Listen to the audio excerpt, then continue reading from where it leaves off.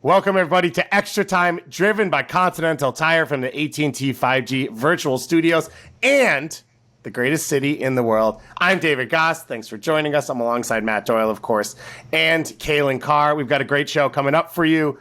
You guys, the playoffs are like around the corner. We did a special about the playoff schedule, which was released last week for Major League Soccer for the Audi 2021 MLS Cup playoffs. So you can go watch that. About 10, 12 minutes of me and Doyle going back and forth about how this schedule plays out for these teams. It was actually 15. We'll give it a solid 15 minutes there, David. Yeah, we were told to give 10 to 12 minutes, no more than 15, and we came in at 14:59, right on the dot. What an episode it was. But we talked about the playoff race, which we'll obviously touch on here today, as well as the schedule coming out. Some big news, including, I think most importantly, national TV on Fox on Thanksgiving Day for the first time ever in MLS history. So we will be alongside you. It's a family affair for Thanksgiving. We're all going to watch MLS together, then we're all going to get on and talk about it. This is how I've always wanted to celebrate my holidays, and so now I'm pretty sure the schedulers did it for me. Are we going to be streaming from the dinner table? I'm excited for that. I'm hyped for that. Yeah. Kaylin, what's your, should we talk about your food or should we wait? Because we have like 9 months to talk about your potential Thanksgiving meals. I think we should wait, but I do want a to little say that, preview. I know Doyle's going to give some hot turkey take. Here we go. Talk about brisket. I was actually going to compliment you for your Thanksgiving sandwich on rye bread tradition, which is just fantastic. I usually do sourdough, but like rye is obviously an excellent choice as well. Fair. Spam masubi. It's the Thanksgiving treat that it's very underrated. It's a deep cut, but that's what I mess with. What, sorry, can you just say that again? What is that? Spam masubi. It's a Hawaiian treat. It's like a surfer snack. It's just seaweed, rice, and spam. It's brilliant. I do a Hawaiian Thanksgiving. I go to Hawaiian Thanksgiving. Not with Brian Ching, unfortunately, this year, but another Hawaiian family.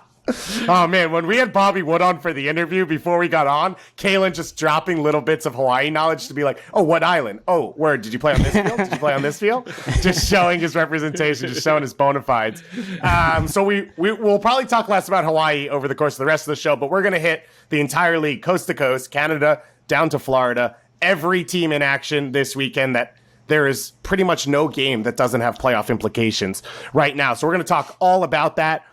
While you're thinking, you just erased 2 games. You just erased Houston, Austin, Doyle. and Cincy, Toronto. Wait, but okay, David. Can I tell you, we had an email from Hank in Salt Lake City, who's a legend, who said, coming into the weekend, what's the better? And then he made this desperate pair of crabs stuck in a bucket together matchup from this weekend for neutral viewers. Was it Austin, Houston, or TFC, FC Cincinnati? So that's the new phrase we use for games like that going forward. If you're looking for your MLS coverage, MLSsoccer.com. Matt Doyle, of course, his great weekend recap article. We've got Leagues Cup coverage over and over again. We've got Steve Zakawani's Saturday takeaways. And then on top of Leagues Cup, we also have CCL returning this week. Charlie Boehm's got a piece on Philadelphia Union and what this run means, and we will preview all of your Leagues Cup semifinals, as well as the CCL game for the Philadelphia Union against Club America coming up. Let's start with the MLS weekend, and shout out to our winner of Extra Time Fantasy League, generic fantasy team name, who racked up 104 points, betting big on Atlanta. Key to the victory, 3 Atlanta players in the lineup, all scoring double digits. Listen, and Gonzalo Pineda, we all trust, including No Name Fantasy Team FC, which is a great name for a game. Let's start on the top of the Eastern Conference, though, which doesn't mean Atlanta. Sorry, Atlanta fans. It means the New England Revolution, a 2-1 win against NYCFC. Doyle, you wrote about them, I think, fairly heavily in your piece.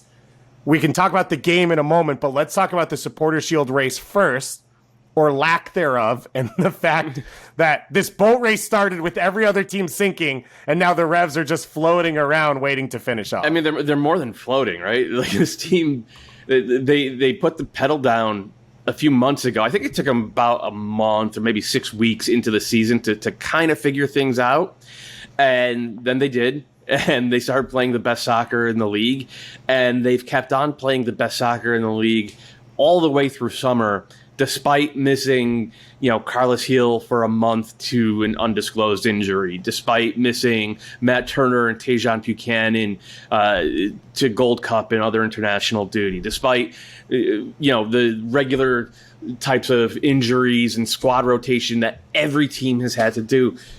The Revs have managed, like Bruce Arena has just done a brilliant job managing all of that, keeping everybody rotated and fit and healthy, other than Andrew Farrell, who apparently never needs a rest at all. He's going to play every single minute this year. You know why? Because he's always in our Twitter spaces. That's and right. He's always watching shows. So he keeps his mind sharp. He's listening to this right now. Yeah.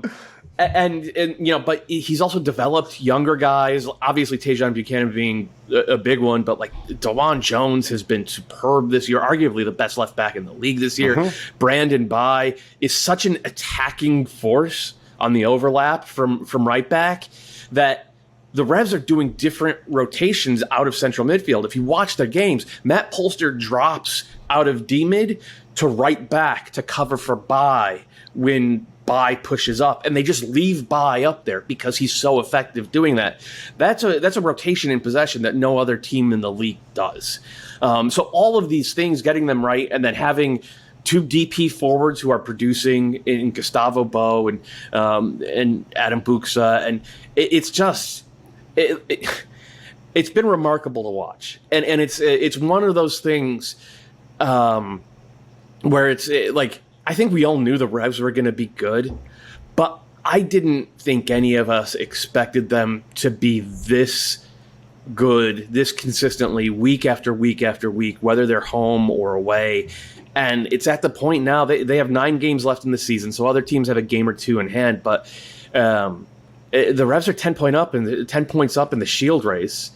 And if they take 18 points from those 9 games, so 2 points per game. They're currently on 2.2 points per game. If they take 18 points, they're going to set a new record for single season points total. They're going to break the record that great LAFC team set 2 years ago, and it's gone under the radar. It's gone under the radar because Seattle's kind of like sucked all the air out of the room at the start of the season, and then it felt like the bigger Rev stories were Turner getting his shot with the national team, the U.S. national team, and Tejan breaking out, and Carlos Gil having this MVP season. So the macro story of how good this team has been for so long has like barely broken through, but it has to break through now because they are one of the OG MLS teams. They've only ever won one major trophy in the 2007 U.S. Open Cup. You could call it 2 if you want to, dap up the old Super League a little bit. I'm not gonna. I'll say they've won 1.5. Wow. But this is Morel.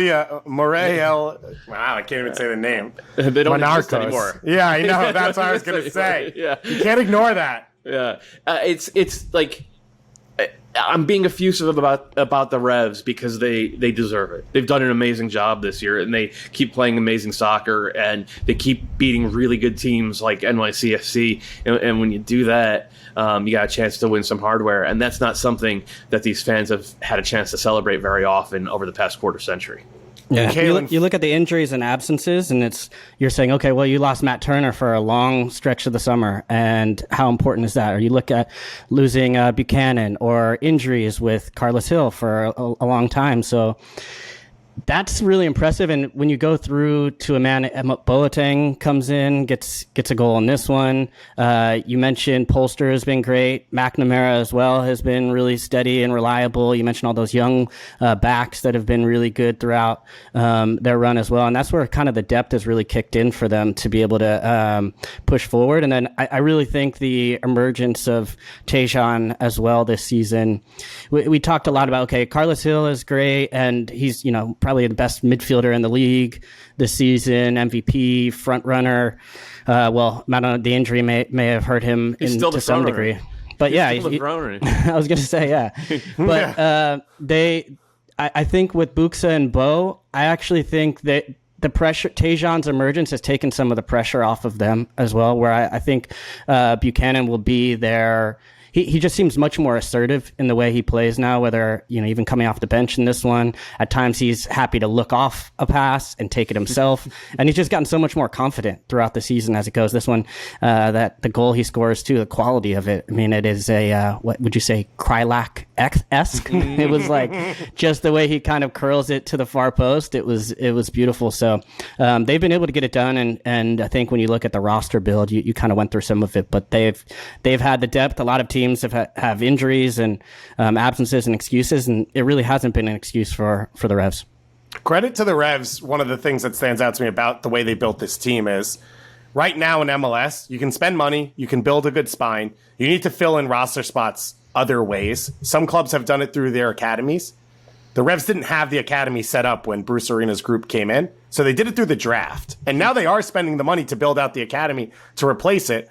But even if you don't include Andrew Farrell because he's from a different regime, and that's not taking away Andrew Farrell, just saying, Henry Kessler, the two fullbacks, as well as Tejan Buchanan, and Matt Turner, although I understand he wasn't drafted, that's absurd for what this group's put together. And it's not just the money they're going to get from Tejan, probably the money they're going to get from DeJuan Jones as well at some point, because it looks like his future might be in Europe as well. But the ability to lose, and in this game versus NYCFC, they didn't start with Heel or Buksa or Bo on the field. Buksa coming off scoring goals next to Lewandowski for the Polish freaking national team in UEFA World Cup qualifying. And they still were able to win with Kiza, a draft pick up top. Yep. And Tejan comes off the bench as well and scores the goal as now an 8-figure transfer out of the draft. All of that is impressive, and that's how you win in MLS. You hit across the board. It's not just on DP signings. It's not just TAM signings. It's not just American and Canadian players. You have to be able to spread it all around. Let me ask you this one question. Might be disrespectful to the moment, but if the Revs finish this season out and let's say break that points record or are close and don't win MLS Cup, what do you think the legacy of this Revs team will be? And maybe this is too early to ask this, but I wanted to. I think that if they break the points record, then we think about them in the same way that we think about the 2018 Red Bulls, 2019 LAFC, and 2021 Revs in terms of just being a great regular season team that, you need 1 through 25 or even 30 to win a Supporters Shield. And you need to have that internal focus where you can go out game after game after game, even on a midsummer Wednesday against a team in 9th place in the conference and still put out an A or A- effort and get 3 points. Like the ability to do that, I think that is the best thing for a fan, and is why I love the Shield the most out of all the trophies, domestic trophies available, because you just gave your fans 6, 7, 8 months of great soccer. That's different from winning MLS Cup.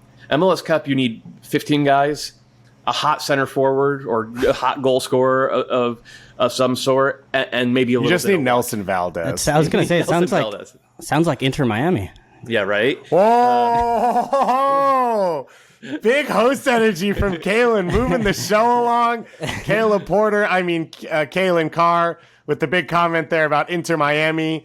Shout out to Tati, by the way. His assist on the NYCFC goal to open things up outside of the foot, coming in field, puts it on a teammate's head. Absurd from him. And then obviously the red card from Alfredo Morales changes a bit of this game, but turns out you're not allowed to chase players into midfield and try and break their legs twice in one game. You can only do it once, is the rule that we learned from this one. So huge win there for the Revs. As we say, they are running away with the Supporters Shield. They could be. Have they clinched it, David? Well, so that's what I was going to say. How close do you think we are? Give people their timeline. Are they going to win it? Yeah, 100%. The 100%. New England Revolution 100% are going to win the Supporters Shield this year in 2021. Only thing I'll say, where they stand. The window for this team, though, is short. And you mentioned the two other teams who broke the points record, LAFC and New York Red Bulls. Neither of them won the MLS Cup and now seem a little bit lower down as far as their opportunities to win it again. Yeah. And with Tejan leaving, with Turner potentially taking off at some point in the near future, this is their year to do it. And I think when you look at the Eastern Conference and you look at the way that Bruce is able to manage players through the playoffs and just the way this team is set up, they seem primed for it. So I think they have the supporter shield all, but pretty much, I don't know. It's looking very good for them at this point. You guys are crowning the Revs. I think they're going to get it. I've seen enough to feel like really confident with that. But I think that doing the double, I think, would be the special season and would take them the next step as far as how this group is remembered. If they set the single season points record and then win MLS Cup on top of it, then we talk about them as, you know, one of the very best teams in MLS history, along with 2017 Toronto FC and like 1997 DC United and 2011 LA Galaxy. And it turns out two of those teams that I just mentioned are also managed by Bruce Arena. I was going to say, Bruce is, he came back just for this. He needs to know that the media, people like Extratime Radio, value his ability to manage teams in MLS. Of course, he was on our sister podcast, The Call Up, I think it was last week. So you can go check him out. You can also check out 2 weeks ago, Brian Dunseth on our sister show, The Call Up, being Bruce Arena. He does a pretty good Bruce. I think he does a good Bob as well. So Brian Dunseth, a man of many talents. Bruce Arena, a man of, we specifically know at least one really good talent, which is getting teams to win and perform at a high level. Let's move to the Western Conference and sort of the teams, quote unquote, in a race for the Supporters Shield. But there is no race because I already called it over and done. But they are in a race for the top of the West, which means a first round bye, as we've learned now from this new playoff schedule. It also means potentially for a lot of these teams, home games. And that's what the Rapids and the Galaxy were playing for, Seattle and Minnesota as well. Let's start out with Seattle. 1-0 win at home over Minnesota. Rui Diaz coming back from World Cup qualifying, so didn't get the start in this one. Doyle, Seattle continues to remain on top of the Western Conference. You mentioned them sucking the oxygen out of the room early this season with the way they played, right? Because it wasn't just the results. It was, one, the injuries, what they were covering for, and two, just the energy, the high-scoring nature, the sometimes insanity, but overall entertainment of what they were doing. It's looked a little differently recently, but it's still been successful. Yeah, the past 10 games, they've scored more than a single goal just twice. And one of those was the 6-2 win over Portland, down in Portland, which is like very much an outlier in that time span. And it's just kind of dried up for them going forward a little bit. They haven't quite figured it out. Obviously, they did a very good job of getting the one goal in this game and making it stand. But if you look at the way they play, they basically only have Raul Ruiz Diaz as a consistent goal scorer from open play, and then it's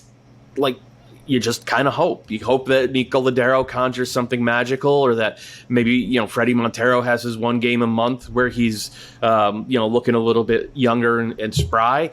And then the other thing that was so vivid from the start of the year that has also dried up is they were generating their open play goals by throwing both wingbacks way up the field. Like both Alex Roldan on the right and Brad Smith on the left were spending their lives inside the attacking third. That's not the right way to frame it, because everything was happening in transition, but they were making a million attacking runs into the final third a game, and it just hasn't moved that quickly now over the past, say, 6 weeks, maybe 8 weeks, and they don't look as inevitable as they did. That said, Nuhu's back, and Stefan Fry is back. Nuhu's back! And, Alex Roldan is back from international duty, and they certainly have more depth at left wing back now with Jimmy Mandronda having been so good for the past 3 months or so. So they might not have to score more than one goal. But it's and I still think they're the best team in the West, and they might be just as good as the Revs, only they play in a slightly harder conference, so it doesn't necessarily reflect in their points per game. But it's it's easy at this point to identify a potential Achilles heel with this side, even though they have been mostly magnificent all year long. I can't believe I'm hearing this. I can't believe the Achilles heel. We're talking about the Sounders attack. Raul Ruiz Diaz is, if you give me one striker across the league heading into the playoffs to take, and you say, this is your guy, who are you going to ride with? It's got to be Ruiz Diaz. I think he has the most goals in MLS playoff history of any active player right now. Actually, he's tied for that with 2 other people. One's Josie Altidore. Guess who the second is? Come on, guys. You guys are going to get this. Most goals in playoff history. Yeah, the active amongst active players. Are they in MLS? Yeah, in MLS, guys. Right now. So we're not talking Kai There's Kamara 3 guys. There's crushing 3 guys Finland. with 9. There's 3 guys with 9. So it's Freddie Montero. Bradley not Wright-Phillips. Freddie Montero. Nice. Bradley Freddie Wright-Phillips, but he's Montero. not. Oh yeah, BWP. I forgot as well too. So it's BWP, Josie, Rui Diaz, and who? Is it Freddie Montero? You said that. Will Bruin. Yeah. Yeah. Dancing Bear. Put some respect. I gave him a couple of those actually. But when you look at that forward line, and I think this leads me to my next point, and they've been trying to figure it out a little bit since Rui Diaz comes back. Since Ladero has come back, is how do they fit him into the team over the last month? And what they've done is they've essentially sacrificed what they did for a while, which was to play 2 strikers up top. And I still think that the Sounders team is better with 2 strikers as opposed to 1. And I think they got to figure out a little bit how they balance the team in order to do that. And I think in some ways it sacrifices a little bit of Ladero's ability to get forward or have some of that freedom. But we've seen him in the past in the playoffs play a little bit of a deeper role, come back, scrap, do all that. And I think when I've seen the Sounders team get goals and do really well at it, it's when they have Rui Diaz, but then they have Freddie or they have Will, and it gives it sort of a second option there, and then they're able to get some more possession and get guys get their wing play, getting forward in the attack. So I think it's a wrinkle that they're still going to figure out. They have the flexibility to do it either way, but I still think the Sounders are better with 2 strikers and with Ladero in that middle of midfield, but they're still trying to figure that piece out.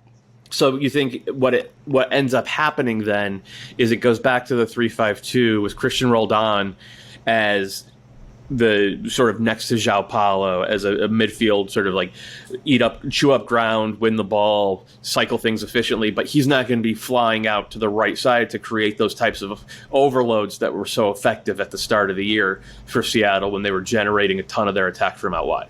Yeah, I like that defensive posture, and I think Seattle will still be able to hit you on the counter. They don't have the same pace, obviously, without Jordan Morris, but they're still able to get in behind in different ways, whether it's through Smith or Madronda, where they just use good timing and possession play and hold-up play to allow players to advance. I think they're still and then there's a little bit of the wild card of the new player they signed. What's his name? Justin. What's his name? Chu, yeah, Chu is coming in. Who knows? Leo Chu. Sorry. Leo Chu. You're thinking Justin Shea. Oh, yeah, Justin Shea. I was like, I don't think there's a lot of Justins hanging out in Brazil right now. There might be, but right. I think I like that formation a little better for them. But we'll see what they do. So the Sounders have 2 games in hand. By the way, 7 of Seattle's final 11 games are on the road. That said, they've been better on the road than they've been at home this year. They have 2 games in hand on the Revs. If they win those 2 games, they're only 4 points back of New England with 9 games left in the season.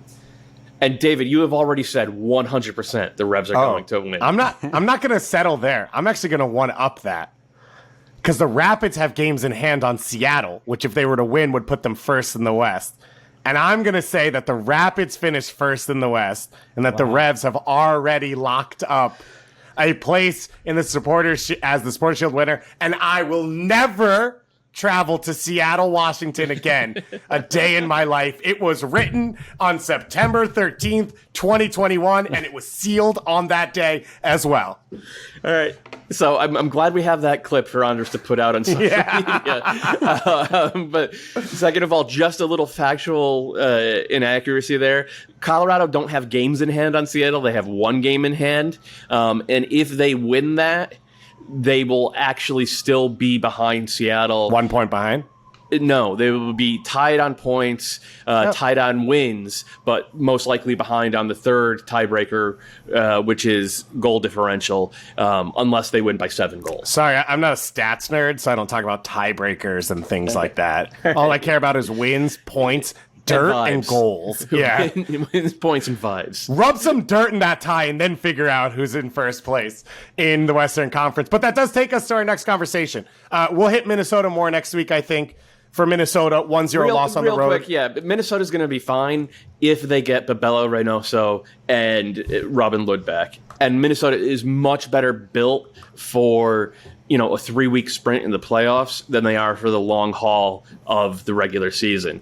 I still think this team is going to finish top 4 in the Western Conference, though my faith is maybe waning a little bit. But I would be genuinely shocked if they don't make the playoffs. Well, so if they were to do that, they would have to jump one of either the Colorado Rapids right now, who are 3rd in the West, but as we said, game in hand, and the LA Galaxy, who are a large gap, 4th in the Western Conference, kind of sitting by themselves in that 4th spot with no one above or below them very close. It was a 1-1 draw for them on Saturday afternoon to get the day started. I think I ended up watching MLS for 8 straight hours. Was it? Maybe 9 straight hours from this 3:30 p.m. Eastern time kick all the way through the night games. And I think this may have been one of the best games of the weekend. When you look at these two teams, Chicharito returns for the first time since June 26th for this Galaxy side. And I just look at two teams with not a ton of weak spots on the field. And so it was a high-level game, competitive, the 1-1 draw. Shinashiki comes off the bench to create the goal for Colorado, showing you their depth and what they can do with a ton of different pieces to get that 1-1 draw. And then Grandsir comes off the bench for the Galaxy. It wasn't perfect from Yarborough, but damn, that was a goal. To take it down at speed and then just power through that thing, I thought that was impressive. Trust me, I tried it about 5 times on Sunday morning at pickup. All of mine went in the water. That's a shocker from Yarborough. I disagree. When the ball comes that quickly, that direct, it goes right through him. But he's not in position, and he hits it like a rocket. But no, he hit it well, but Yarborough himself will that. say he's got to save that. Wow, that was a howler. Sorry, I didn't realize we were on ESPN FC right now. My bad. Let me just say, do you think that this Rapids team is an MLS Cup contender? We've talked about this a little bit. This was a pretty big draw. If it was a win for them, though, that's the direction a team should be taking, right? You get the Galaxy at home. Chicharito's not fully fit. This is where you should probably get 3 points if you're going to contend for Supporters' Shield. But they are still in a good position to at least host a home game. No one feels anything about that. I would say contenders, sure, but they're not going to be favorites or expected to get to MLS Cup, which you would say for a team that's going to finish first or second, you would through the regular season that would be. And part of it to me is like it's this double-edged sword of that you kind of don't know exactly what to expect from them, because this week it's a headed goal from Barrios.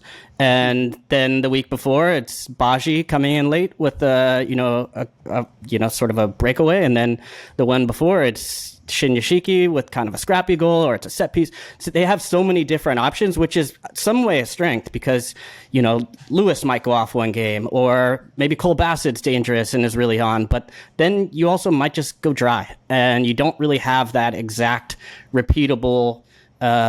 Sort of like the Galaxy, for example, in this game, even Chicharito's out, right? But he comes back in this one. He's not quite fit, but maybe that header that he gets in the first one, if he's a little bit more fit, or he reads the play, or he goes a little further in the air in Colorado, that's a chance that they're going to be able to depend on from him. And these now, I think also for LA Galaxy, the way they're able to stretch the field, whether it's Grandsir or others, or you're able to get in behind, that's something that they're going to be able to do and depend on as well too. So I think this Colorado team, they've done an amazing job, and I think when you look at their season, like, they've been fantastic. I think there's also questions a little bit in the back and I think Yarborough is one of them. I think he revealed a little bit of that mistake. He's got one playoff game under his belt. I think they lost. He let in 3 goals in that one as well. So I think there are some question marks there where they don't necessarily have a Blake in the back, or they don't necessarily. They need to get a Boubacar back as well, because he'll be big for them. But I still think that they're going to be a contender. Sure, they'll be a tough place to play, especially if they get home field through the playoffs, but I can't say that they'd be favorites to make a deep run or go all the way. Yeah, I think if they had a Chicharito or a Joseph or a Rui Diaz or a Gustavo Bo or Tati Castellanos type of center forward, then we might be talking about them as... Wasn't Tati out of this specific conversation like 2 weeks ago? Wasn't he a question mark about consistent goal scoring in big games? That was a while ago. Okay, sorry. He's had a good 6 weeks. But like if they had a center forward who was putting the ball in the net, and you had confidence in to continue to put the ball in the net. So I guess we're back to the questions about Tati. Then they might be at the very top of the list. But what we see year after year after year, you need that type of guy to be an A-tier MLS Cup contender. Like the last team to win MLS Cup without that type of guy was 2016 Sounders team. And I thought you were going to say Colorado Rapids. Yeah, I mean, but that Rapids team had like the front line of Connor Casey and Omar Cummings. They were peak Omar Cummings. They were among the very best in the league that year for a couple of years. So it's. I think 2013 KC would probably be the big one. Yeah, but like Dom Dwyer hadn't been that guy at that point in his career, but then he broke through into the starting lineup in like August of that year, scored 2 goals for every 3 games basically. He was like 0.67 per 90 goals per game average, and then lit it up in the playoffs, and then he scored 20 goals the next year. And he scored like 15 or more goals 3 times in 4 years after that. So like it turns out Dom Dwyer was that guy. He just hadn't revealed it yet. And Colorado, all right, Colorado, I think that they have all the pieces to be an A-tier MLS Cup contender, but they don't have a guy who can go out and get you 15, 20 goals. And we've seen it for 25 years now, man. You need one of those guys if you're going to win MLS Cup. Otherwise, you just have to catch lightning in a bottle and hope for the greatest save in MLS history in like a gigantic moment. I'm having flashbacks to MLS Cups right now, and I'm like, damn, are we saying that the Dynamo could have had a better striker? And I'm like, yeah, probably.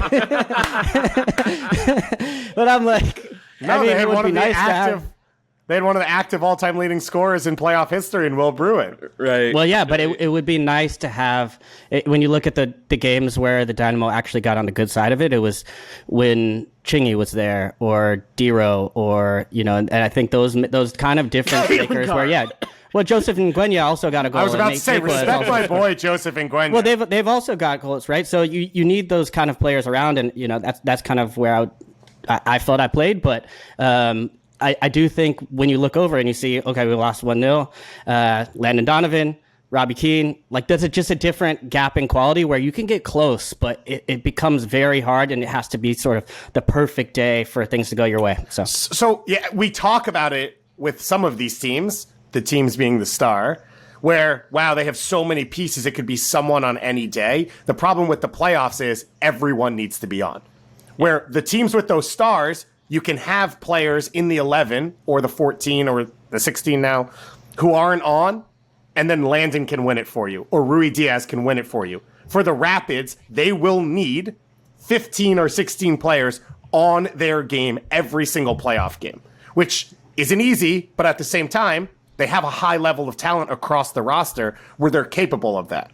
So that's the question mark coming into this. Playing for more than just themselves, then, it looks like. They're playing for the model. They have a good level of talent, but I question whether it's like that high. I think the Rapids are like a definitive no weak links team, but they're also like no superstars. So the only thing... Maybe Mark Anthony Kaye can get there now that everything's running through him. And we have not seen him play with everyone, too.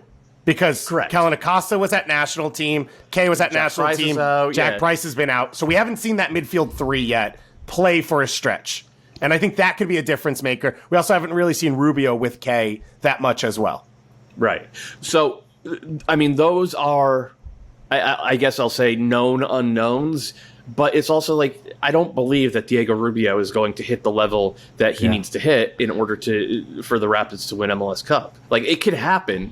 But it's not it would be a pretty big surprise. I think the Rapids are getting through the regular season at this great rate because they're coming out there with a great game plan and a great level of intensity every single game out. And that is awesome, and that is a great way to have a great regular season. But when you get into the playoffs, you're playing against teams who have laser focus preparing for you and are going to come out at the exact same level of intensity that you're coming out with. And that's where the advantage that the Rapids have right now kind of dries up. I agree. The parallel on the other side of the bracket would be Nashville SC, second in the conference. Kind of, are they for real? Are they not for real? And I would say Nashville has a much more dependable way of getting goals. Hani Mukhtar or CJ Sapong, set pieces. We saw Walker Zimmerman get one on the road. Defensively strong. I think Colorado's strong as well too, but I'd probably give the edge to Nashville in goal and probably in the back line as far as some experience goes. So I think, if you look at those two teams, they're both right there and both probably not talked about a lot, but have done a really good job kind of as sort of surprise teams of the season in a big way. But I would say Nashville gives me a little bit more security or confidence in the way that they're able to create goals. All right. And we see it with Nashville right now, right? Because the first half of the year, they were playing very good, very attractive soccer at home. And part of it was they were at home, so they had to carry more of the game. And part of it was they were opening up games being pretty soft. And so they were conceding easy, soft goals, and they were chasing the game. And when you chase the game like that at home, you're going to have 65% possession. You're probably going to generate a lot of shots, and you're going to look pretty good despite the score line. And their immense we can credit, clip this out and send it to Pablo Mastroeni, by the way. I don't get they why. gave up the 8th fastest goal in MLS history last night, and they went down 3 times. Yeah, so there you go. But to Nashville's immense credit, they constantly fought back and got results throughout the entire first half of the season when they were playing like that. And they did it with some style. Like, they were aesthetically pleasing to watch, and they've only lost twice all year long, which is remarkable. I think the season record for fewest losses is 3. So this Nashville team is doing some real stuff. The question was okay, what happens when they go out on the road? Are they going to play like that? Can they afford to be soft and give up those types of goals? Will they still be soft? And the answer, from what we've seen the past 2 weeks, is no. They'll be able to lock it down and just brute force some wins. 2 weeks ago at Atlanta, it was Atlanta allowing too much space between the lines. And so Mukhtar and Daniel Lovitz playing as an inverted right wing back, which is brilliant, found that space and carved Atlanta up, and the defense was good enough to pitch a shutout. That's Atlanta's only loss in the last 6 games. This week they went to Montreal, and Montreal's a really good team. They're in a playoff spot still for a reason. They play tactically sound, very smart soccer, and Nashville was able to beat them because Nashville was able to brute force a set piece. They have Hani Mukhtar diming in, perfect service, and they have in Walker Zimmerman maybe the best aerial threat in the league. And if you have the combination of being able to play good, attractive, winning soccer at home and the mental toughness to come back, and not let your own mistakes kill you, and you have the ability to go out on the road and just zip it up tight and crush teams on set pieces, you're a contender. You're a contender, and that's what Nashville are. Yeah, so Nashville beats Montreal 1-0. Perfect transition from you two. I want to shout out in that goal, by the way, not that it was a crazy play, but Ake Loba comes off the bench and draws that free kick. And in a year in which CJ Sapong's giving you goals and Daniel Rios has been successful, they have a chance to let Loba settle in and be their star maybe next year or going forward. But to get little bits of production from him is big for the rest of this year and for the ceiling for this Nashville team. On top of those 2 road wins, Doyle, all 3 of the home games in between, because they're 5 undefeated, were NYCFC, a win. DC, they beat, 5-2, and they drew Orlando. So it's been 5 straight games against current playoff teams, 2 on the road, and they're undefeated in those 5, and now sit alone in second in the Eastern Conference, which is pretty impressive for this Nashville team. As you guys complimented them. Real quick before we move on, Montreal, they're sitting at the bottom of this playoff race. Pretty much every team in the East is somewhere in that touching distance of that playoff race. Do you have any worries coming off a 1-0 home loss, another game where they struggle to score, not struggle really to create chances, about this team making the playoffs? I mean, I do. I think that Wilfred Nancy has done great work, I think, squeezing the most out of this collection of talent, but they're they're missing Mason Toye pretty badly right now. He was injured about a month ago down in Harrison against the Red Bulls, and the attack just is nowhere near as dynamic without him. And it shows in the numbers, and it's starting to get a little bit exposed now for Montreal, especially with Atlanta and Miami creeping up. So let's move to Atlanta. 3-0 win Friday night at home. They don't start Joseph Martinez, no Miles Robinson as well. Gonzalo Pineda on the bench, goes sort of false nine. He starts two of the DPs up top, Moreno behind them, Kalen. And I thought it was interesting, John Strong pointed out on the broadcast, statistically, it was almost the exact same game as what it was against Nashville when they lost 2-0. But they finished their chances, or in one case, Daryl Dike finished it for them on that free kick. And you saw a level of energy, I think, and commitment and maybe focus from Atlanta. Fairly direct, extremely aggressive throughout this game. Do you think this is a playoff team for Atlanta United? I think it's going to come down to the wire, honestly. I think that if I had to sort of make just a decision right now, I would say they do get in. I think generally when you make a managerial change, you see a little bit of a bump between the way they play and I think just the energy around the team. And they've now made 2 managerial bumps, and each time I think have gotten progressively better. So it's pointing in the right direction. And I think, the big thing for me is just kind of knowing who they are. And I think, in the moments where they've done really well, you could start a stopwatch and say, how long does it take for them to get from one end to the next? And playing a little bit more direct and using that energy or, athleticism is going to help. I thought it was big, Barco, for him as well to get going with no Joseph. And I think if Joseph can get a couple in and things go well, I think they can get in. But I do think it's going to come down to the wire just because it is so tight in the East right now. And you look at the matches left and the teams that are surging. I was sort of joking about Inter Miami earlier in the pod. But don't joke. Don't make jokes. 5 wins on the bounce at home. Thank you. That's a little Sky Sports terminology there. Wow, we're so cultured. And but then you look at, Philly's above them right now, but that's going to be, I think they're still in the hunt. And then you see, who else do we have literally right around there? Montreal, DC, Inter Miami. Can Columbus somehow find their form? I kind of am not optimistic about that. It's so tight, Kalen. It's so tight right now that Miami's in 9th place, but they have a game in hand on everybody from 5 through 8. If they win that game in hand, they jump all those teams and are into 5th. So it is really, really tight in the Eastern Conference, and it didn't feel like it was going to be that way as recently as 2 weeks ago. So let me ask you this before we just get into the pure playoff race. Doyle, Kalen mentioned Joseph coming back. You look at the way Pineda sets this team up. It was a 5. What, 2, 1, 2? It was a 3-5-2. It was a 3-5-2 or a 3-4-1-2 with 2 false nines. Okay, so do all of these pieces, Barco, Moreno, Araujo, and Joseph, fit into that? So I think they fit, but not necessarily in the 3-5-2. I think probably 4-2-3-1. Okay. Though Pineda is going to have to figure some stuff out in terms of making sure that Barco in particular is in a spot that works for him, because he's really struggled when he's been asked to be a winger. And over the past 8 games or so, he's played the best soccer of his career. He's finally looking like a DP, but he's been mostly playing sort of either a false 9 or on a 2 line underneath a 1 in a 3-4-2-1. If that's the way you're going to trot him out, it doesn't quite work. There's a little bit of redundancy on there unless Pineda's confident enough in one of them defensively to drop back and help Santiago Sosa do some of the heavy lifting defensively in central midfield.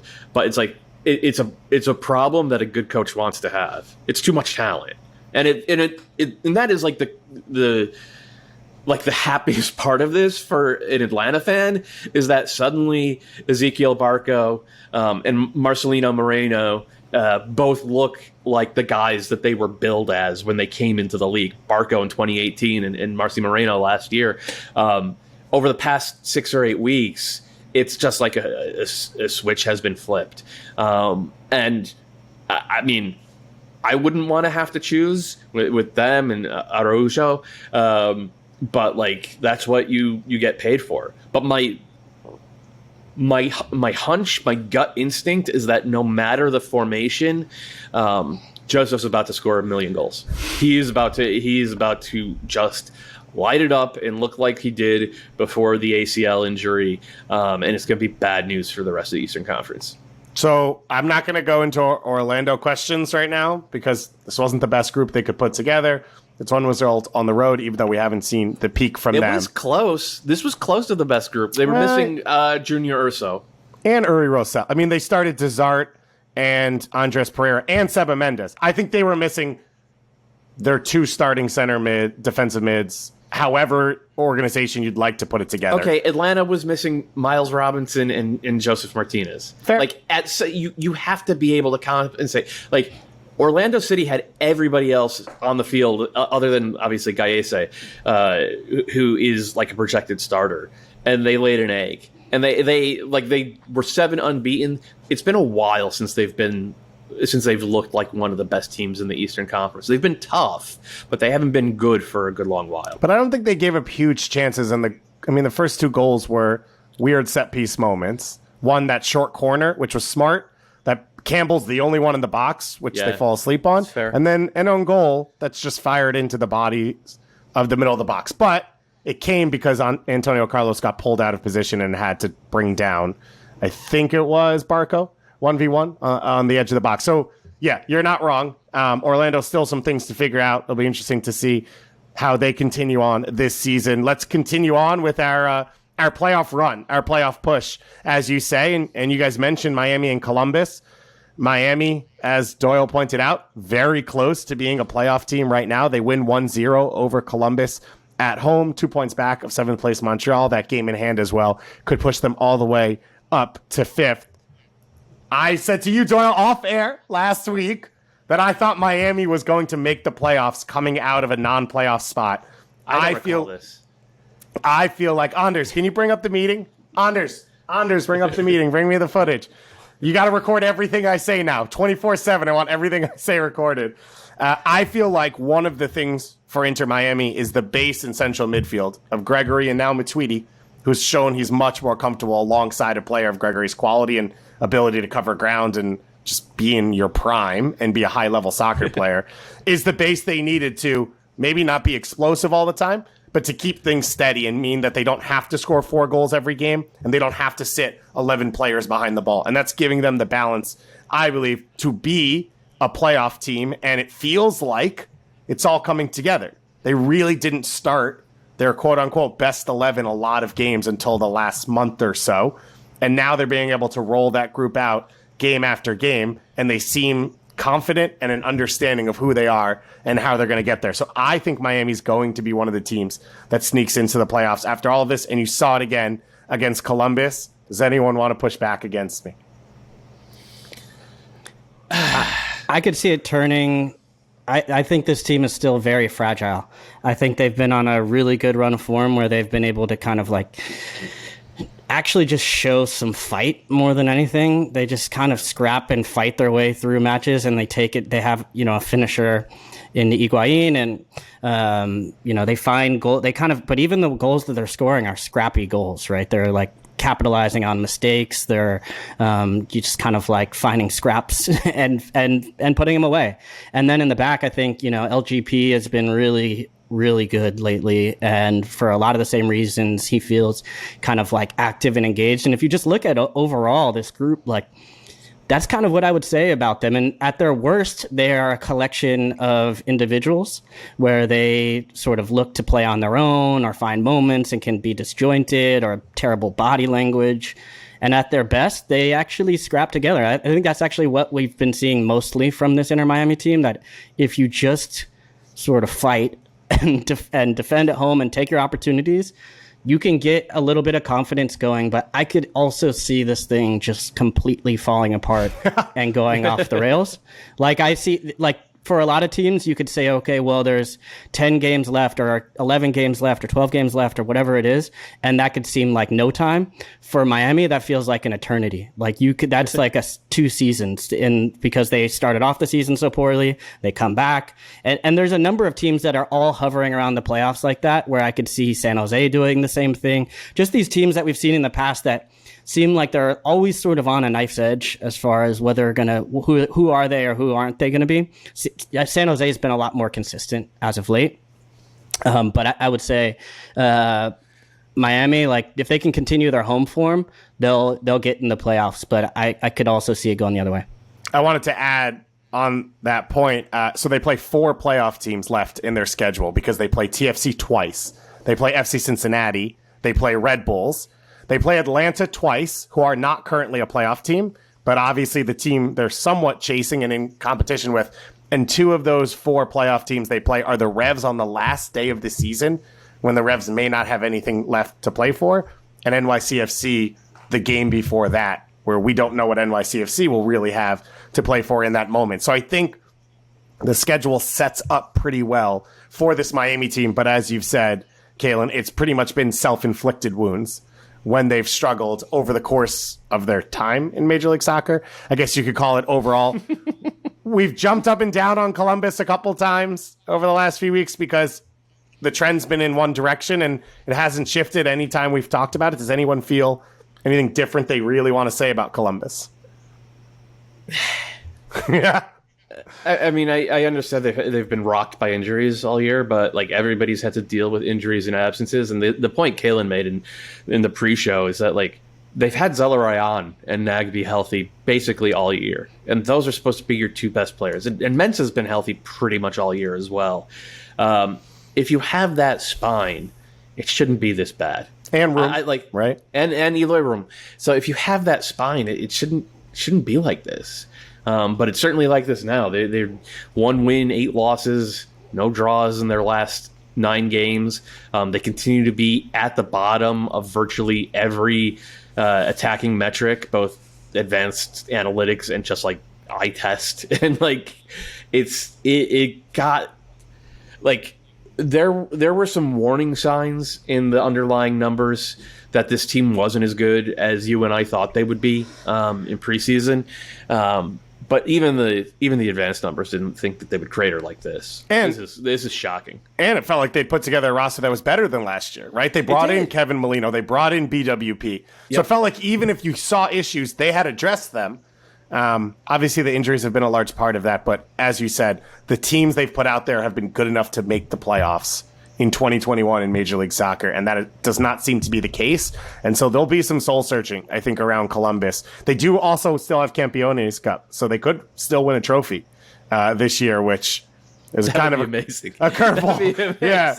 But, and that helped Atlanta when they were down, right? The win against Club America was a big moment for them, even when Frank de Boer struggled at times. Let's move to the West, because the West might even be a juicier playoff race than the East. Let's start with Sunday night, LAFC RSL. I mentioned it. The 8th fastest goal in MLS history. Arango puts LAFC up early. Demi Krylock just loves playing in LA. You know he's a huge taco guy. He's hitting a taco truck early. He probably goes down to the beach, does a little Santa Monica, takes the train to the game because he's an LA guy through and through, and then just scores a banger against LAFC every time he's in the bank. Another one for him, but I think this game was mainly LAFC.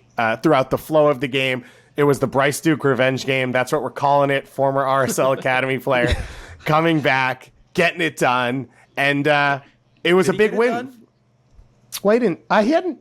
Did he not have the assist? Atuesta had the assist. I mean, he had the assist on the opening goal, on Julio's goal. Julio's goal. Oh, nice. For RSL. Wow, that midfield turnover was just brutal. Wow, you're gonna knock Bryce Duke coming out of the revenge game comment? I am harsh. But Arango scores 2. That's kind of one of those things LAFC's been waiting for. No Rodriguez in this game. No Vela. They still put up 3 at home. Either of these teams, right now, they are tied on 30 points. The difference is in goal differential.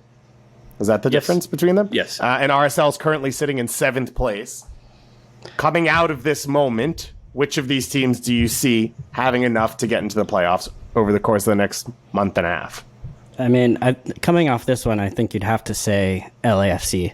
Although I did like the way that Pablo had RSL set up, and I think Krylak, he had an interesting choice to make as far as the number 9 with Rubio Rabin, and went with Krylak. And yeah, I guess if you look at the history of the matchup, and I'm sure he was well aware of that, how he performs. But I also just feel like getting him closer to goal and I know Rubin has, great finishing qualities as well, but just the presence and, the quality of that finish was just top notch, obviously, and up in the upper corner. But from the LAFC's perspective, I think the reason why they have a chance to the playoffs and why I would pick them is that Arango has changed this team. And if you look at what they lost, which is Rossi, who I think started his first match for in Turkey in Fenerbahce, but they lost him. Novella's around. Rodriguez not playing, and over the last 3 matches, they've completely changed.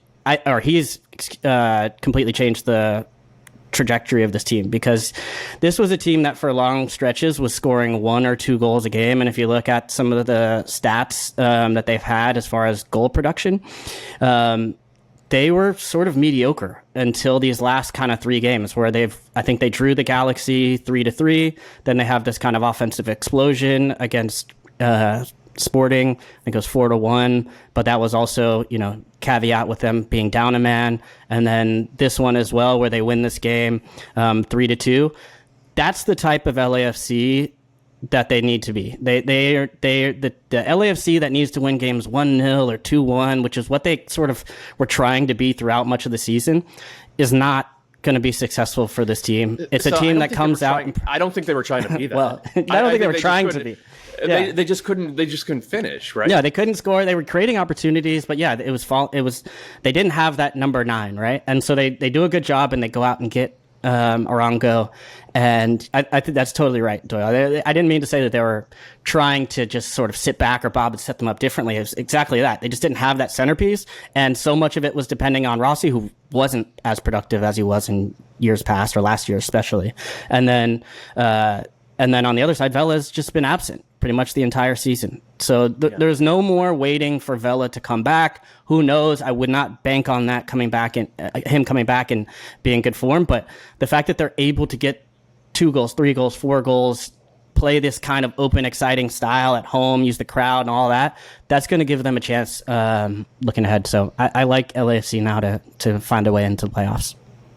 They are always fun to watch, and they were entertaining. And I also do want to RSL. push back on that Duke thing, because I thought I really like his game, and I think he fits really well in the system. He can press, he can get in these little half spaces, he can turn, he's not afraid, and yes, he made mistakes, but I think Bob and the group is allowing him to kind of have that a little bit of that freedom where he can try some stuff where he'll hope to mega guy or he'll try and shoot from distance. I loved watching him play. Listen, look at him play your kids, Caleb. Play your kids. I think he hit the crossbar as well at some point in this one. So LAFC gets that big win. As I said, they move into a tie. Portland against Vancouver on the road Friday night. Wait a minute. Do you guys think LAFC is going to make the playoffs? I said yes. I think with Arango and how hot he is right now, and I also like the back line. A couple of the changes that they've brought in. Fall you and Warren Barton both like that. Nebiaga. Although Anderson Julio dribbled through that back line and should have scored, and then basically dribbled out of bounds on his own, unpressured, to close out. No, he got pushed. There's a little play where Janela gives him a little push in the back, and at top speed, it just throws him off just a little bit. It was a pretty savvy play from Janela, just to get a little touch on a guy going top speed. Dora, what do you say? I don't know. Honestly, I think the Vancouver Whitecaps are playing better soccer than LAFC right now. And I think if I had to make a choice between those 3 teams, RSL, LAFC, and Vancouver, this might sound crazy, but I think I'm going to take the Caps, and that's in spite of the 1-0 loss on Friday to a red-hot Portland team. How's that segue, David? Boom, perfect. Timbers 3-1-1 in their last 5 games on a road trip. on the heels of that record loss to the Seattle Sounders just before. That one obviously at home, which they will look to try and make up for. And we questioned them on this show, and they have now, it feels like, pulled within safety. They're 4 points up in this playoff race. It feels like they are trending in that direction, while as you sort of group them properly, Doyle, these other teams are the ones that are all going to be fighting just to get into the postseason. It doesn't feel like there's a ton of room for Portland to move further up the standings past maybe a Minnesota or the LA Galaxy. But this is a really... I think they're already technically past Minnesota, are they not? Yeah, they're in fifth. They're in fifth. Minnesota's in sixth, but Minnesota has a game in hand. Yeah. Either way, you're not looking at teams that are hosting playoff games, right? It would take a pretty decent push. Yeah. So that was more where I was trying to get to, but I never really got there successfully. I am more Vancouver in this conversation than Portland from Friday night. But as you said, Vancouver's been on a roll. They continue to obviously have this good push at home as they finally returned home. Let's stick in the Western Conference playoff race for our Celebrating Soccer moment of the weekend, presented by Continental Tire. And it was two generations coming together. Ricardo Pepi, another goal coming out of USMNT camp, in which he was the star of the show on the road against Honduras. He scores for FC Dallas in a 1-1 draw against San Jose, and then he trades jerseys with the MLS goal king, Chris Wondolowski, after the game. It warms your heart to see it happen. Kalen, this is a cool moment, I think, in Major League Soccer. Pepe's the up-and-coming goal scorer. It feels like he's the future, maybe of the 9 position for the U.S. Definitely is one of the best products from the academy system as an attacking player in history. And then you've got Wondo on the other side, who had a whole different career arc, but has helped build this league from the bottom up over the last decade and a half. And they come together to hang out for a little bit on the field. I thought that was cool. I just love to think about you want to talk about the progression of American soccer. I just remember at 19, I think, or 18, Wondo would have been a freshman at Chico State, getting ready to play 4 years. Running cross country. So if you want to talk about kind of development models and kind of what it can look like, that's a pretty good case study there. I was a little disappointed with Wondo for giving up the penalty to Alanis. I know he scored, but I thought that was a dangerous precedent to show the young Pepi about giving up penalties. Come on, Wondo, and you need to add to that tally. He almost had one off the post as well, too, which you would bank on him to finish. But, I mean, I honestly think this result was a little bit disappointing for both parties. Yeah, you need wins. Just because sharing points in the position that they're both in is not ideal. And I think both teams will probably feel like they left points on the table, with San Jose getting off to the early lead and then having a couple sort of really good opportunities, and then Dallas had a number of chances to try and win this game as well, too. So I kind of felt that both of them were a little trouble. I think if you're just looking from a Dallas perspective, I think you have to say they have so much going forward that they should be, if I were to pick one of the two teams, I would say Dallas should be better off than where they are right now on the table. They at times play really, really beautiful soccer as far as the way they're able to interchange and get the ball moving and get chances in the box. And they have but they don't get chances in the box. That's the thing. Like it breaks down in the final third because they have a couple guys who are so selfish. I wrote about it in my column this week. I pulled out a clip. Anders edited it to show like there are simple plays that these guys need to make and they should make, and they don't make them. And so like people were hitting me on Twitter like, how could Dallas play such good soccer, such pretty soccer, and not win? And it's because they play pretty soccer through midfield. When they get into the final third, it's you hope Pepi finds something, or you hope that Jesus Ferreira can produce a little bit of magic. But, like, that's it. Because the other guys that they have who are more attack-minded, they have tunnel vision. And I'm talking specifically about Hodder O'Brien. Had a chance. I was like, why are we bouncing around this? Say the name. He had a chance to give Ferreira, like, a tap-in. And instead, he shot from, like, 22 yards, a very low percentage shot, directly at JT Marcinkowski, who had a very good game, by the way. And it's like, that's why. That moment right there, if it's Sebastian Blanco on the ball in that moment, he is giving Felipe Mora or Dairon Asprilla a tap-in. he is giving him a wide open look in the box.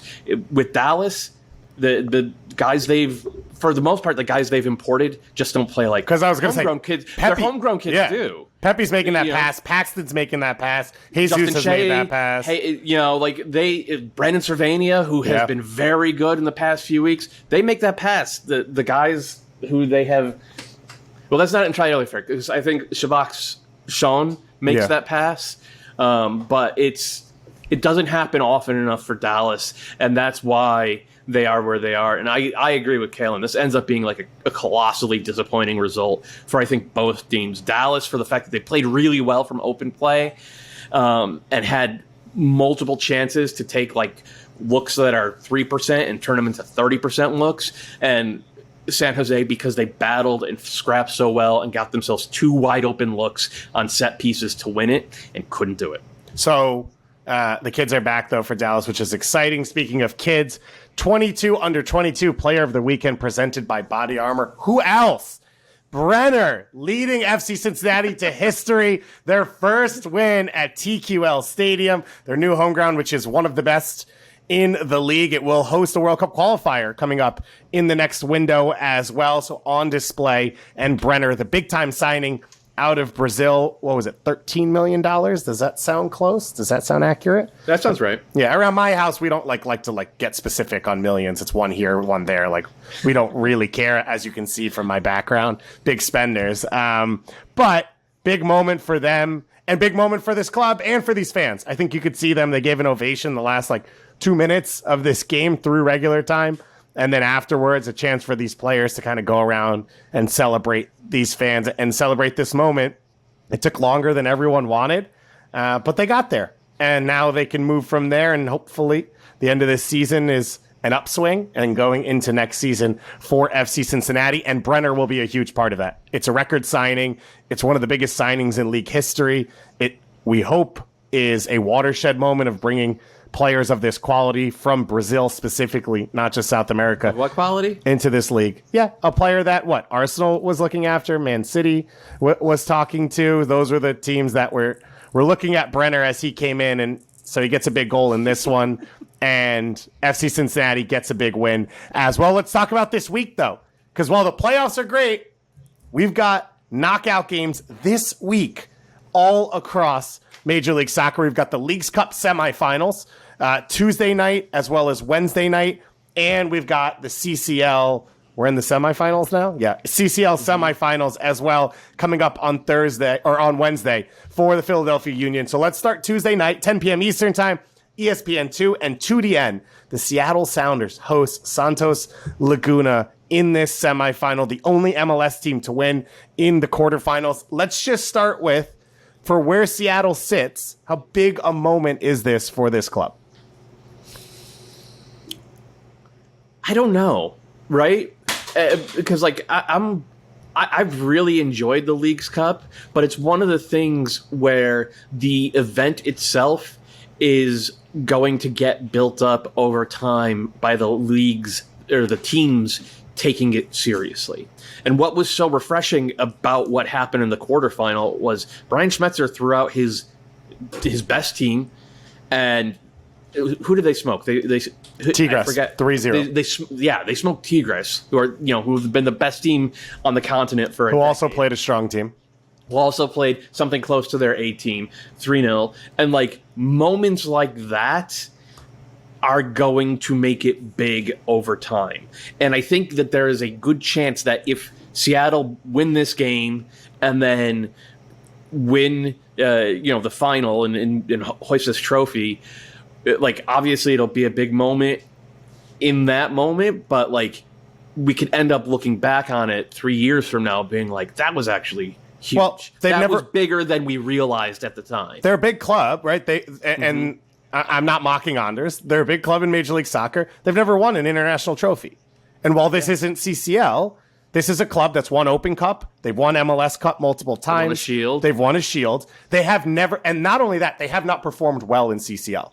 They do not have a history of playing well in international competition, and this is a team that seems capable of doing it right now. It's not about qualifying for next year and what does the team look like. we're talking about a group that has all these pieces available to them. And Kalen, you talked about the window for the Revs. This is a window right here for Seattle. And I think they showed it in the quarterfinals, how much it can mean to them. And I think you look at a team that's capable of dictating the pace of play in the game against Liga MX clubs, which has not always been the case for MLS teams. So I think this is a pretty big moment for them. Obviously, the semifinal they have to host at home. So you have the fan base that can come out, the environment and the atmosphere of that stadium. They were the ones who had to watch them lose to Olympia. They've experienced some downs in this competition. And then the final will be in Vegas, which will be just an off-the-charts event on its own. It doesn't even... You could put me out there, and the fans and the atmosphere and the environment in Vegas for that game will be one of the best. If you look at the the way they took it seriously against Tigres as well, I think that would probably tell you something that you don't just put that much into it and then sort of back off at the next round. And if you look at the substitutes they brought in against Minnesota over the weekend, Christian Roldan, Brad Smith, Freddie Montero, Alex Roldan, that's a pretty good group of players that you would expect to potentially get more minutes. Say you want to get Nuhu in, or Leo Chu, who also goes by Justin apparently. By my what if he really does? And I mocked you for no reason. No, I totally I blew that. But I could see using this moment as well to get minutes for players. Work on formations to figure out who you want to play and how. So I think the Sounders will take it seriously, and I'd expect them to put out a good lineup. This is going to be a fun game to watch. The second semifinal, Pumas hosting León. That one will be in Houston at BBVA Stadium. So that should be a great event as well. We saw Pumas, I think specifically. Obviously, it was a tough game at NYCFC. They win in penalties, but this is a chance for that club, which has not won trophies over the last few years. This is an opportunity. I think you see that focus from Pumas as well. They're already in a semifinal. You don't want to waste an opportunity like this, while León has obviously won some trophies over the last 5-6 years themselves. So that should be an awesome second semifinal. And then the final coming up on September 22nd. So we'll have your post semifinal coverage on Thursday. And then, of course, we have a few days to preview that final, which we're looking forward to. And I think Weeby will be ejected out of Mexico through the Leagues Cup portal into our timeline. And we'll be very excited to talk about that as well as he returns from vacation. But that's not it for MLS vs. Liga MX. This is the future we have talked about for weeks now. MLS vs. Liga MX every single day, all the time, from every angle. It is great. CCL semifinal, second leg. The Philadelphia Union hosting Club America. They are down 2-0, I believe, on aggregate. Can anyone confirm that, if my memory serves correct?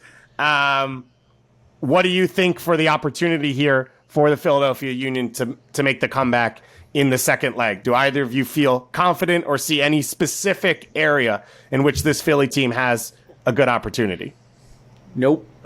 Yeah. I think Club America, they're currently atop the standings in Liga MX. They're playing just lockdown, strangle you defensive soccer. I think they are substantial favorites. It is going to be very hard to push the number of players forward you need in order to score 2 goals and not leave yourself exposed defensively. So they would need a little bit of magic on this night. Philly have found magic in the past. Jim Curtin's been one of the best managers in the league in the past 5 years. So it's not out of the question, but this is a mountain. This is not a hill that you're walking up. This is trying to scale a mountain.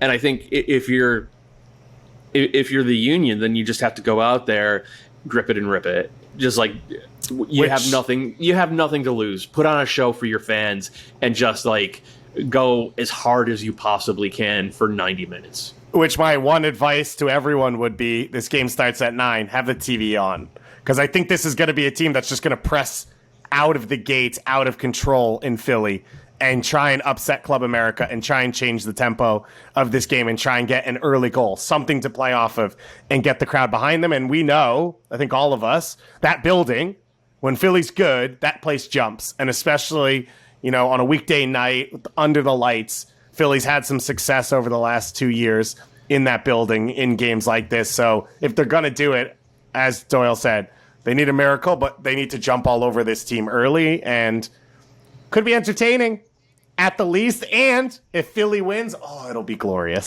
So, I mean, that's the thing, right? Like, go out there, obviously, to win, but, like, put out an entertaining 90 minutes. Like, soccer fans in America are savvy. They know what Club America is in this region. If you go out there and you show no fear and you go toe-to-toe with them and you lose 2-1 on the night, the fans will respect that. They'll be entertained by that. And I think I'm not talking about like just moral victories. I'm talking about like creating the sort of bedrock of what you are as a team. And I think the Union have been really good about that under Jim Curtin. And like win or lose, they have a chance to do that in this game. It also looks like they'll be well rested as well. Have they not? It looks like they haven't played a game. Do they have a bye? Yeah, they had a bye this weekend. Yeah. So they had a bye, so they'll be able to put a lot into this match as well. They're playing at home. Their next match isn't till this coming Monday, which is also a home game against Orlando City. So they really can empty the tank, which the schedule does help them to do that. And then same thing. I think you go out and you take a positive approach. You got a lot of young players on that Philly side that you want to give them the opportunity to say, we're not going to try and sort of be safe here. Like, let's really unleash them. Paxton Aronson. And at worst, I think if you go out and you put that positive sort of slant to your team, and that's how you play and you press and you're on the front foot, you can accept whatever result comes. And then you also are building experience, because I think we've seen that with Philly as well, where they're trying to not just take the short-term approach. The fact that they're in CCL to begin with is a fact that they've trusted young players to help them get to win the Supporters Shield before. So I expect them to sort of put that same faith in their young players again and go against Club America, which is going to be a unique and already a great experience. But I don't know. I hope they come out. They need to get a goal within the first half, I think, or an early goal would really change things, at least to give them a better chance. But if it goes down, the hard part is you open yourself up against a team like Club America. You can find yourself in deep trouble. The best time to score would be right before the half. So you go into halftime buzzing, and you only have to play the 45 minutes after that with like fresh legs, because you got a chance now. So I'm going to say Philadelphia Union, score a goal in the 44th minute. Don't give up any, and then we'll see what happens. There you go. There it is. The victory's already over. I can only tell you guys, by the way this goes, they win 2-0 and lose in penalty kicks in that CCL in my experience in my life. No, I'm just kidding. No way Andre Blake is losing in penalty kicks. All right, that's fair. Exactly. Let's jump into the mailbag real quick before we close. Dan here from, I think, DC, because he says, lifelong DC fan here, loving the Andy Najar renaissance under Losada that he's built. Goss brought up the fact that Najar was the best player on the pitch for Honduras in the first half of the World Cup qualifier. He was a handful, disruptor, wide outlet, creator. He contained others even while he could not be contained. He was out there serving broken ankles like they were pupusas. That's a legendary thing to say from a DC Baleadas. Pupusas are a Salvadoran. Yeah. Baleadas are a Honduran. I think it's because Dan lives in DC, where there's a large El Salvadoran population. But I could be wrong. And the U.S. didn't have answers for him. Losada regularly starts Najar at center back in the back three. I'm racking my brain trying to think of another center back in MLS history with that level of skill on the ball. Questions for the crew. Top 3 MLS center backs most likely to beat you off the dribble. And he says, you cannot say Wayne Rooney with the tackle against Will Johnson because he wasn't really playing center back. That would be a cheat. Do you guys have any answers? He also says, keep up the good work. Give Anders a raise and a beer. I fully agree. This is just Anders. This is just he's in the network. Anders doesn't know what pupusas are. Anders only eats smoked fish and fish and chips, so he wouldn't even know what that was.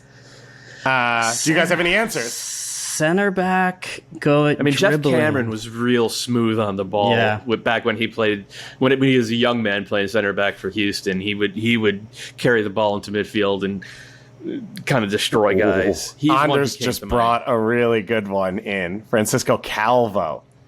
Ball playing center back, Francisco Calvo. But it's not. None of it is the same as Najar, right? Because Najar was basically a winger when he was coming up, and now he's playing on the right side, like right center back in a 3-4-3. It's I don't think there has been anyone quite like him, especially because traditionally, when you think about center backs who get on the ball and can beat you, you dribbling into midfield, carry the ball into midfield, you usually think of guys who play in the center. You think of like sweeper types. And there were some great ones back in the day, but like even overseas, there aren't a lot of outside center backs who get on the ball and like look for dudes to dribble. It just doesn't happen that way. So it's pretty distinct what's happening with Andy Nahar in DC United right now. One that stands out right now, and neither of them are as good as Nahar, but is Colorado has done a similar thing. Keegan Rosenberry, yeah. And they've played Trusty there, who, while he is a natural center back, has played left wing back this year. And when you watch them play, he's trying to make runs forward any chance he can get it. Sometimes where he's not supposed to, and sometimes it doesn't help his team very much. But they've been fun to watch. Let me close you on one quick question, or mailbag point. Patrick Finney says, crazy idea. If the number 1 and number 2 teams in the Supporter Shield race are from different conferences at the end of the season, they'll ideally play a home and away series, or maybe more realistically, a single match game for the trophy instead of getting the first round playoff bye. What do we think about this? Those teams have off anyway. This is something they do like in Argentina. When teams are tied at the end, it's not on any goal differential, whatever. They play like another random game. Obviously, they don't have the playoffs coming after that. But what do you guys make of maybe throwing those first place teams again against each other?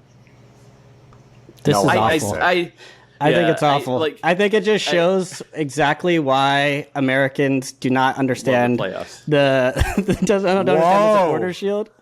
It's literally, look, I've been on the case of playoffs is what matters most, but he's turning the Supporter Shield into the playoffs. It's like, what if we take the whole season and we condense it down to one game or 2 games, maybe? It's like we're desperate for the playoffs. We can't comprehend anything else. I'm not a fan. I feel like where the Supporter Shield is building because it's different and we have playoffs. So I think to create like a playoffs before the playoffs for a trophy, I don't know. I'm more into the idea of like the MLS's back tournament to start the season, or some sort of, Supporter Shield versus kind of like Community Shield type thing, or something like that. But whatever it's called, Carabao. Here's an idea. Bottom place Western Conference, bottom place Eastern Conference, 1 game playoff in San Pedro Sula with the bottom team in Liga MX for the union and everything, and the loser gets a wooden spoon. How about that? Are you guys here for it? That was incoherent. Nice. Kind of incoherent. I'm in favor of it. I just want to point out that this is the show where Kalen Carr became a play your kids guy and a Supporter Shield truther. So I did honestly, not. My work here is done. Goodbye. I said play your kids if it's Duke. I like it. I like him. Kalen, you have to understand. On that JLab mic you're sitting in front of, we hear everything crystal clear, and we have those quotes from you, and we will run them back. Fantastic show. Thank you, guys. Andrew will be back on Thursday. We've got your Leagues Cup semifinal reaction. We've got your CCL semifinal reaction. We got your weekend preview coming up as well, and some midweek MLS that we're going to review and cover as well. So it's been awesome. Thanks so much for listening, everyone, and have a great day.